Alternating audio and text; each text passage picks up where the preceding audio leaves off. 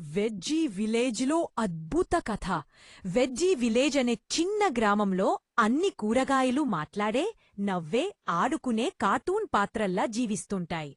అందులో క్యారెట్ రాజా పొడవుగా, ఆరెంజ్గా, చిన్న కిరీటంతో చాలా అందంగా ఉంటాడు. బ్రోకోలీ బాబు పచ్చగా ఫ్లఫీ హెడ్తో ఎప్పుడూ ఉత్సాహంగా ఉంటాడు. టమోటో టింకు కుండ్రంగా మెరిసే ఎరుపు బంతిలా లాగానే తిరుగుతుంటాడు. వాళ్ళు అందరూ సంతోషంగా వారి ఆకుల ఇళ్లలో జీవిస్తుంటారు. ఒకరోజు గ్రామం మొత్తం మీద పెద్ద నీడ పడుతుంది. అది పంప్కిన్ దోరమ్మ. ఆమె పెద్దగా ఏడుస్తూ వస్తుంది. నా మాయా గింజ పోయింది అని ఆమె చెబుతుంది. అది లేకపోతే నేను చిన్నదైపోతాను.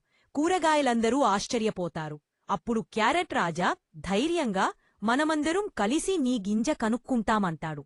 కూరగాయల బృందం అడవిలోకి ప్రయాణం మొదలుపెడుతుంది. కార్న్, కోకో, పోకో జంతా వారి గింజలతో లైట్లా మార్గం చూపుతారు.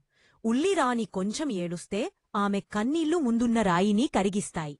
టమోటో టింకు జారి బంతిలా గిరగిర తిరుగుతూ దారి శుభ్రం చేస్తాడు.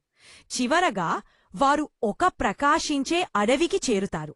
అక్కడ బెల్ పెప్పర్ గురువుగారు మెరిసే కాంతిలో కనిపిస్తూ మాయాగింజను స్పినాచ్ గాలిమారే రాక్షసులు కాపాడుతున్నాడు.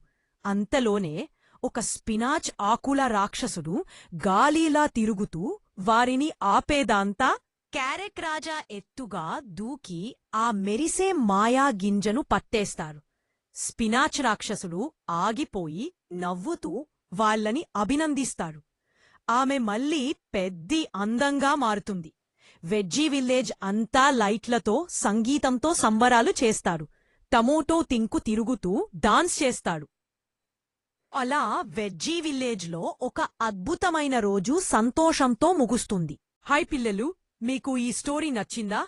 ఒకవేళ మీకు ఈ స్టోరీ నచ్చితే సబ్స్క్రైబ్ చేయండి అండ్ లైక్ చేయండి అండ్ షేర్ చేయండి ప్లీజ్.